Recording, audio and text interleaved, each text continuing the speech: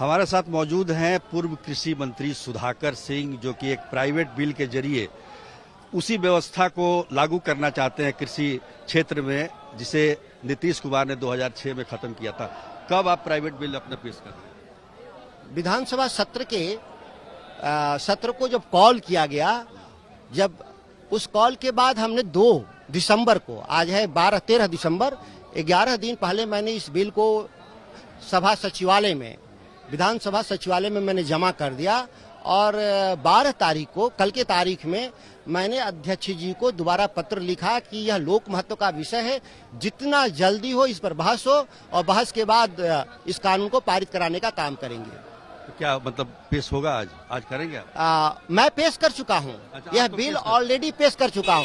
कार्यसूची में लाना अध्यक्ष जी का विशेषाधिकार है कि किस तारीख में उसको कार्यसूची में दर्ज करते हैं। अभी तक कार्यसूची जो मेरे पास आई है उसमें मेरा बिल का उल्लेख नहीं है, इसीलिए मैं फिर पुनः आज उनसे मिलूंगा इस सवाल पर। अच्छा, ये बताइए, आप जो व्यवस्था खत्म हो चुकी है 2006 में, मंडी व्यवस्था, उसको दोबारा क्यों लाना चाहते हैं? क्या इसकी उपयोगिता आपको क्या लगती है? पहले नहीं थी, अब आपको लगता है कि नीतीश कुमार को नहीं लगता, आपको लगता है कि इसकी उपयोगिता है? अब कृषि रोड मैप 2 जो 12 में जारी हुआ, उसमें 2 पेज का एक पूरा विषय है कि बिहार में मंडी कानून होगा। नीतीश कुमार जी को भी लगता है। अब ये 10 साल बाद भी नहीं लागू किए, ये उनसे सवाल आप कर सकते हैं कि क्यों नहीं लागू किया। अगर लागू करना नहीं था तो फिर कृषि रोड मैप 2 में आपने क्यों लागू किया? और देश के जितने रिसर्च हैं वो कह रहे हैं कि बिहार के किसानों की सबसे आमदनी कम है। पंजाब और बिहार के किसानों में 6 गुना का अंतर है आमदनी। 6 गुना बहुत होता है। 6% का डिफरेंस से जाने पे तो जमीन आसमान लोग एक कर देते हैं। जीडीपी अगर 2-3% घट जाता, यहाँ तो 600% का अंतर है।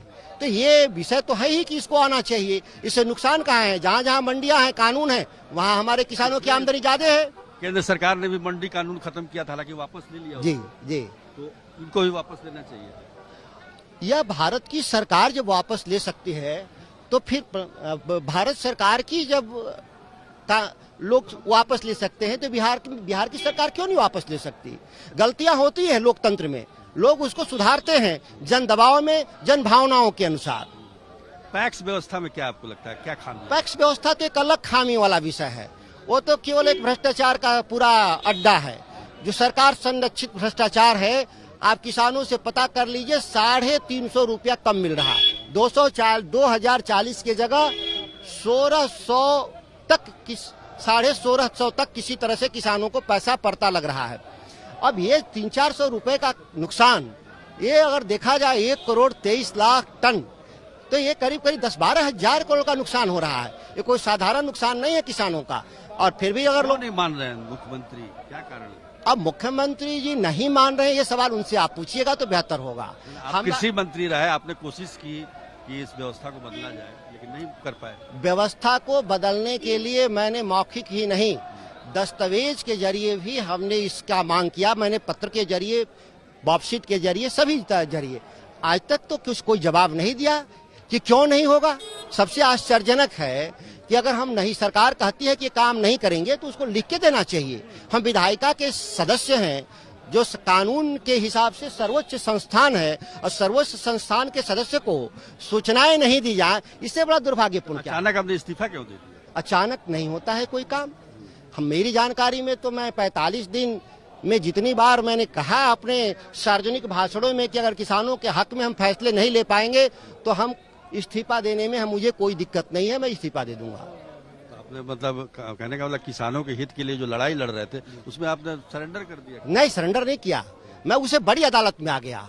वो बड़ी अदालत है, कार्यपालिका एक छोटी अदालत है और विधायिका बड़ी अदालत है। हम विधायिका कि हम सदस्य हैं, उससे बड़ी अदालत में, और इससे भी बड़ी अदालत है वो जनता का अदालत। अगर इसमें भी हमारा समाधान नहीं निकला तो हम पूरे बिहार में किसानों को गोलबंद करेंगे इस विषय को लेकर के। और मैं शुरू कर चुका हूं।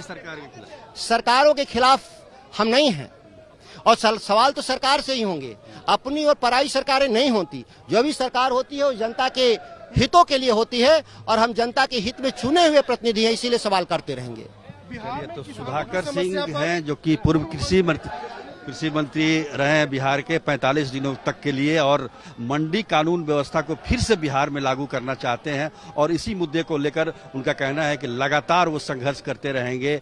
सदन में भी और सदन के बाहर भी जनता के बीच। कैमरामैन दीपक कुमार के साथ सुजीत कुमार झा, पटना।